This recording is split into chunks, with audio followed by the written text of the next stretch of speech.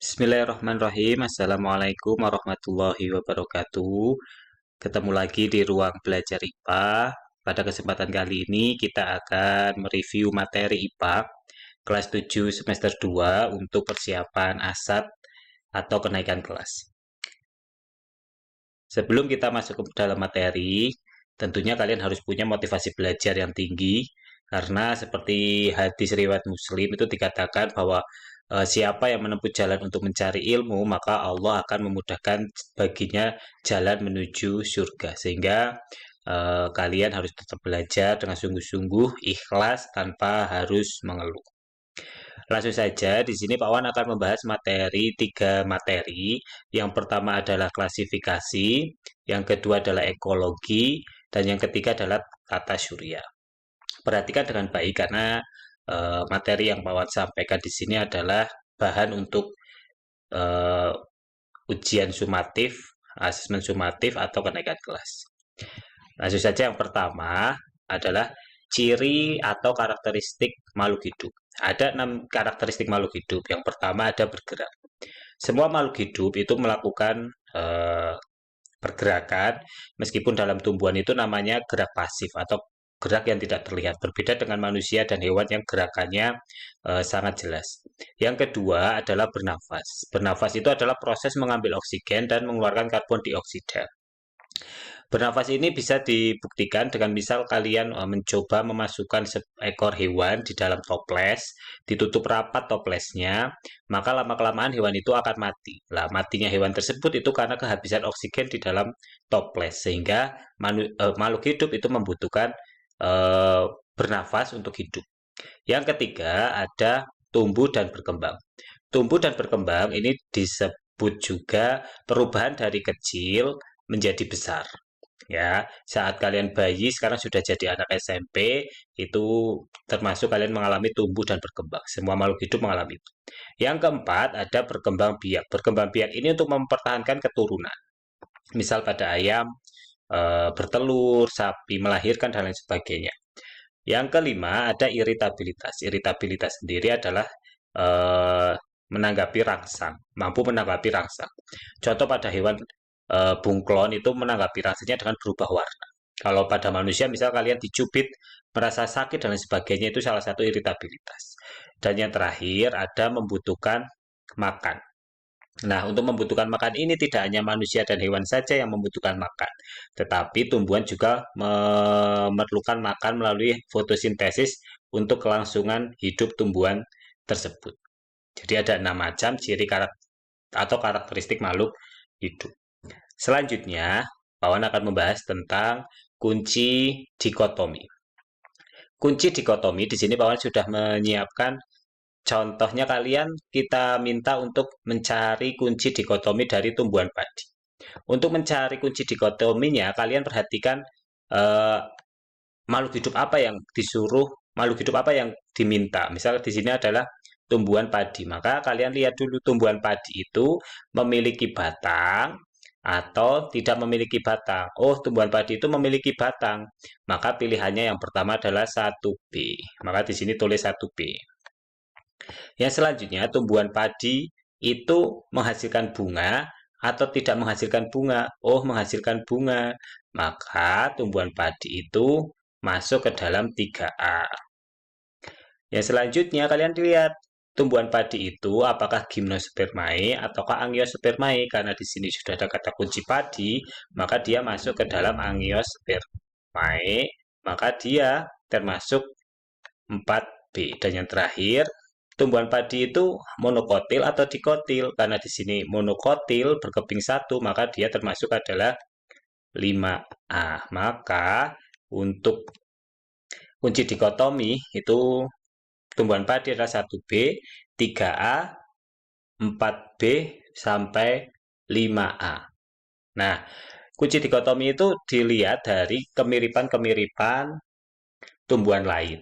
Maka nanti kalau kalian disuruh mencari kemiripan-kemiripannya, tolong dilihat ciri-ciri makhluk hidupnya.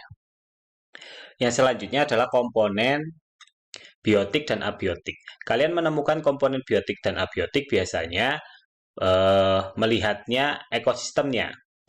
Lah, ekosistem sendiri itu adalah hubungan timbal balik antara makhluk hidup dengan komponen abiotiknya. Kalau makhluk hidup itu kan disebut dengan komponen biotik, ya kan? Maka untuk komponen abiotiknya itu adalah ada udara, ada tanah, kelembaban, dan lain sebagainya. Kalau misal di sini ada sebuah ekosistem sawah. Ekosistem sawah itu biasanya ini yang biotik, ada padi biotik, tikus biotik, ular biotik, elang itu juga biotik, dan lain sebagainya. Ini maksudnya ke biotik. Sedangkan abiotiknya itu seperti air, udara, tanah, kelembaban, cahaya, dan sebagainya. Kalau dilihat dari ini, maka kalian tentunya sudah bisa membedakan. Dalam ekosistem itu terdiri dari abiotik yang hidup dan abiotik yang tak hidup. Maka kalian kalau mengidentifikasi harus jelas. Nah, sedangkan ekosistem sendiri tadi ada hubungan timbal balik antara makhluk hidup dengan lingkungannya atau abiotiknya. Yang selanjutnya, Pak Wan akan membahas tentang pengelompokan makhluk hidup.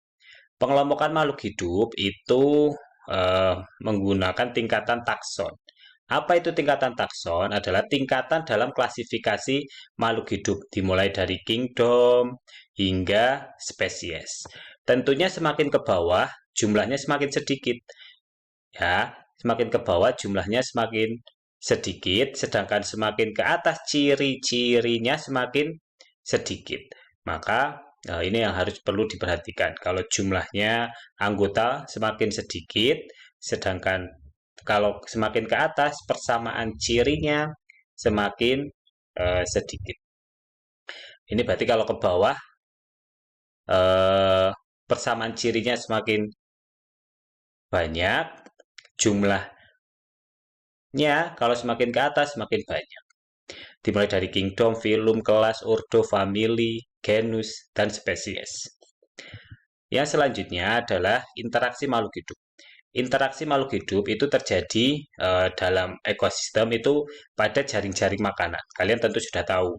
Ada juga interaksi pada simbiosis, ya kan? Ada simbiosis. Kalau pada jaring-jaring makanan, kalian pasti sudah memahaminya. Ada yang istilahnya predasi dan ada yang memiliki istilah kompetisi. Kalau predasi itu adalah jenis interaksi antar makhluk hidup eh, predator yang memakan organisme lain. Contohnya ada elang, ular, ini adalah predasi. Tapi kalau kompetisi itu saling bersaing. Kompetisi itu saling bersaing. Contoh ada tikus makan padi, belalang makan padi, ulat makan padi. Mereka bersaing makan padi. Maka itu disebut dengan kompetisi. Nah, untuk simbiosis ada tiga ya. Simbiosis mutualisme saling menguntungkan. Misal lebah nempel pada bunga, bunga diuntungkan dengan penyerbukan, lebah diuntungkan dengan mendapat madu. Komensalisme tidak ada yang rugi, tidak ada yang untung, jadi biasa saja. Itu seperti anggrek menempel pada pohon. Yang terakhir adalah parasit, salah satu dirugikan.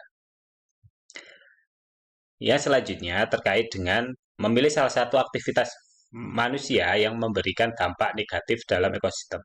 Yang perlu dilihat di sini kalian bahwa semua aktivitas manusia itu ada beberapa yang menyebabkan dampak negatif, terutama penebangan pohon, ya kan, uji coba nuklir, sisa pembakaran, pembuangan limbah, dan lain sebagainya.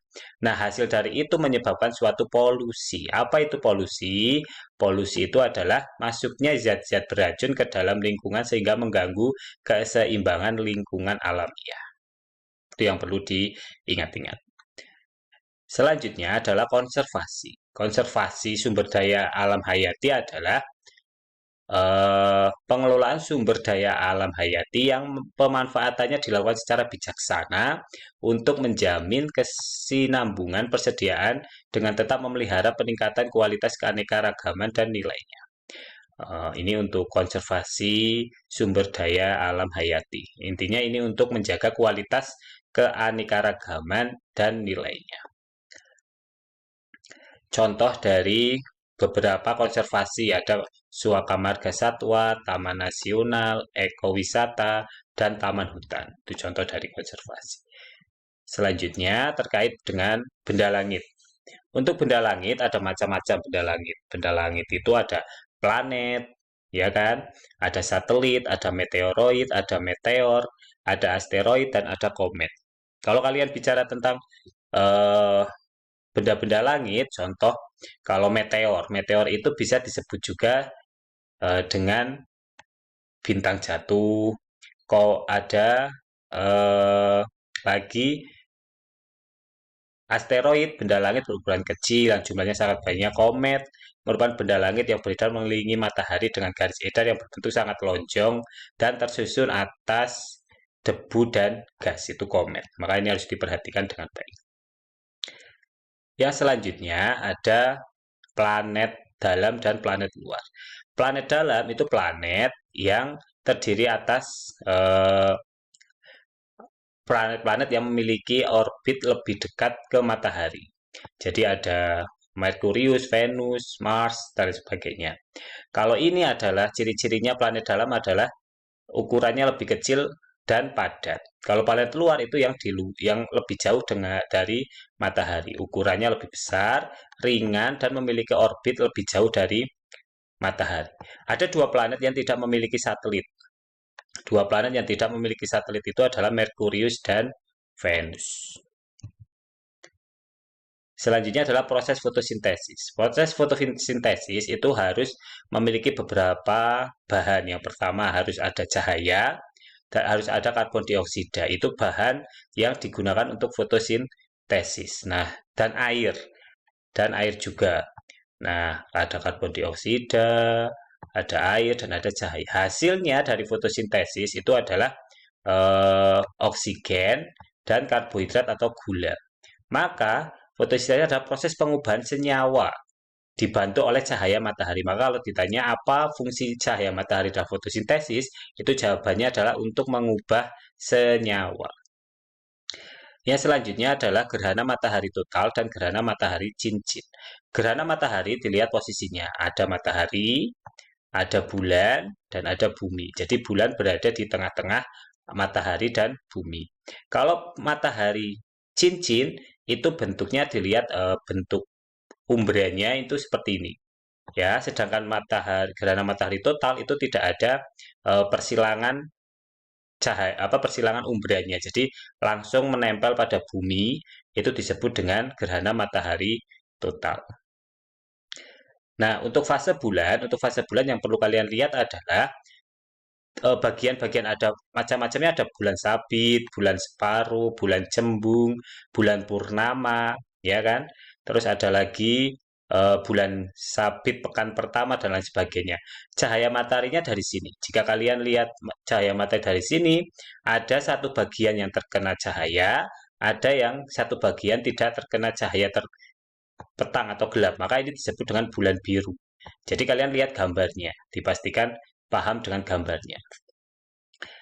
Nah, untuk selanjutnya adalah tentang berliterasi. Nanti banyak soal yang berisi tentang bacaan-bacaan, maka kalian harus berliterasi dengan sabar, membaca, memahami kata-kata yang ada di soal tersebut.